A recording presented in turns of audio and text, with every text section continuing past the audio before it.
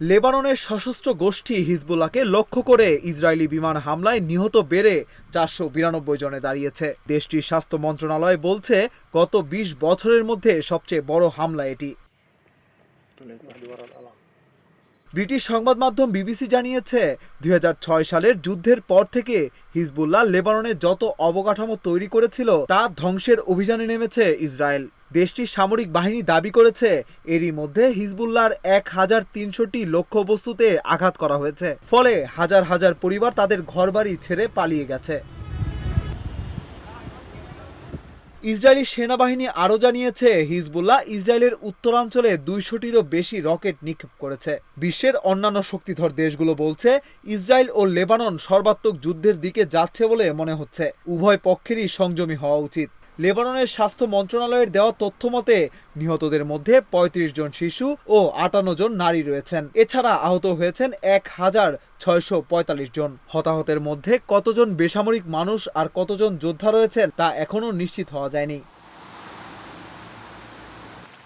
লেবাননের স্বাস্থ্যমন্ত্রী ফিরাস আবিয়াদ বলেন, ইসরায়েলি হামলার কারণে হাজার হাজার পরিবার বাস্তুচ্যুত হয়েছে। এমন পরিস্থিতিতে গভীর উদ্বেগ প্রকাশ করেছেন জাতিসংঘের মহাসচিব আন্তোনিও গুতেরেস। তিনি বলেন, লেবানন যেন আরেক গাজায় পরিণত না হয়। এদিকে ইউরোপীয় ইউনিয়নের পররাষ্ট্র বিষয়ক প্রধান জোসেপ বোরেল বলেন, নিউ ইয়র্কে জাতিসংঘের বিশ্ব নেতাদের সমাবেশের আগে এমন সহিংসতা অত্যন্ত বিপজ্জনক ও উদ্বেগজনক। আমরা প্রায় একটি পূর্ণাঙ্গ যুদ্ধের মধ্যে আছি।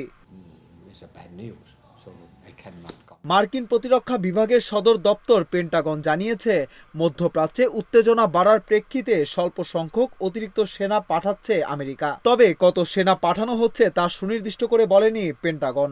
মধ্যপ্রাচ্য অঞ্চলে যুক্তরাষ্ট্রের হাজার হাজার সেনা রয়েছে। পাশাপাশি যুদ্ধ জাহাজ, যুদ্ধ বিমান ও বিমান প্রতিরক্ষা ব্যবস্থাও মোতায়েন করা হয়েছে, যাতে তারা নিজস্ব বাহিনী ও ইসরায়েলকে সুরক্ষিত রাখতে পারে। পেন্টাগনের মুখপাত্র এয়ারফোর্সের মেজর জেনারেল প্যাট্রিক রাইডার বলেন, অতি সতর্কতা হিসেবে আমরা এই অঞ্চলে আমাদের বাহিনীকে বড় করার জন্য অল্প সংখ্যক অতিরিক্ত মার্কিন সামরিক কর্মী পাঠাচ্ছি।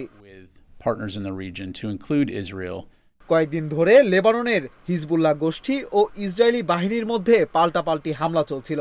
এরই মধ্যে সোমবার ভোর থেকে আকাশপথে ব্যাপক হামলা শুরু করে ইসরায়েলি বাহিনী। জবাবে ইসরায়েলের উত্তরাঞ্চলে 2 শতাধিক রকেট ছুড়েছে হিজবুল্লাহ। গত বছরের 7 অক্টোবর ইসরায়েলের বিরুদ্ধে ফিলিস্তিনি সশস্ত্র গোষ্ঠী হামাসের সবচেয়ে ভয়াবহ হামলার পর থেকেই গাজায় যুদ্ধ চালাচ্ছে ইসরায়েল। পাশাপাশি হিজবুল্লাহ সহ ইরান সমর্থিত অন্য আঞ্চলিক গোষ্ঠীগুলো সেই সংঘাতে জড়িয়ে পড়েছে।